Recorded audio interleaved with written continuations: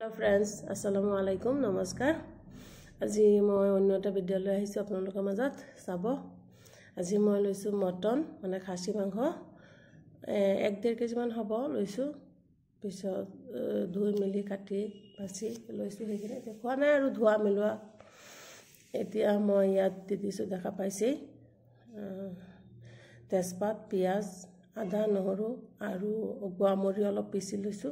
সব মানে সব গুটি অলপ পিছি লৈছো, কিছুমানে মৰিও কয়, অলপ পিছি লৈছো। পিছত দালচিনি দিছো, ইলাচি আৰু জলকীয়া গুড়ি, হালধি গুড়ি, জিৰা গুড়ি এইবিলাকতো দিবই লাগে আৰু ধনিয়া গুড়ি দি দিছো।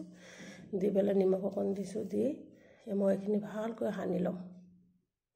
তেলো দি দিম ইয়াত, তেলো দি দিছো। দি পেলাই মই এইখিনি ভালকৈ সানি ল'ম। মই সানি পেটুকি বহাওঁ, মাংস মই বেছিভাগ সানিয়ে বহাওঁ, মোৰ ভাল লাগে সানি বহালে। কিছুমানে ধৰক ভুনি পেলাই বনায়, কিছুমান মছলাটো ভুনি লয়, এনেকৈ চবৰে বনোৱাৰ প্ৰচেছ বেলেগ বেলেগ থাকে।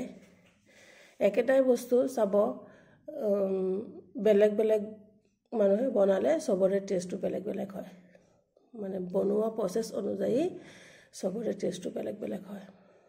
মই বহাই দিছোঁ, উতলিছেই। এতিয়া মই মটনখিনি কি দি বনাম, এইফালে মই আটা খচি থৈছোঁ ৰুটি বনাবৰ কাৰণে, বনাইছোঁ। আৰু মই মটনখিনি কি দি বনাম, বুটৰ দাইল, চানা দাইল যে সেইটো বুটৰ দাইল মই তিয়াই থৈছিলোঁ। এতিয়া অকণমান উতলাই লৈছোঁ, মানে ভাপত দি লৈছোঁ।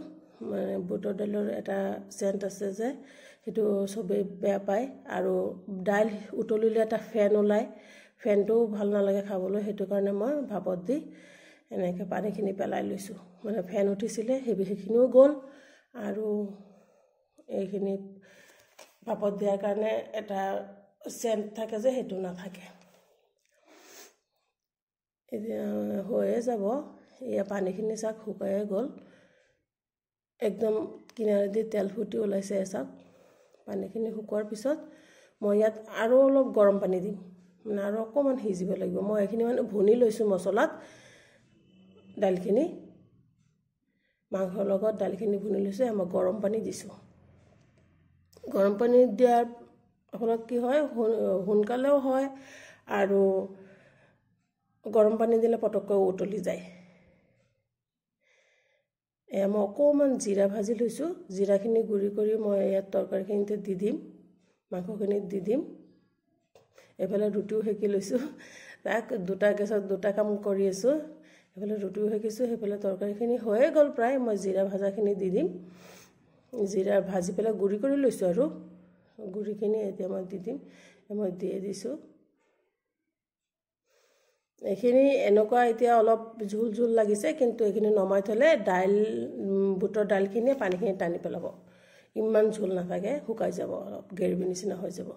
এয়া হৈয়ে গ'ল, মই বাঢ়ি লৈ আছোঁ খাবৰ কাৰণে। ৰুটি তৰকাৰী। এতিয়া চাওক কালাৰটো কি মজা হৈছে, ধুনীয়া হৈছে। ভাল লাগিলে ছাবস্ক্ৰাইব কৰিব, শ্বেয়াৰ কৰিব, লাইক কৰিব।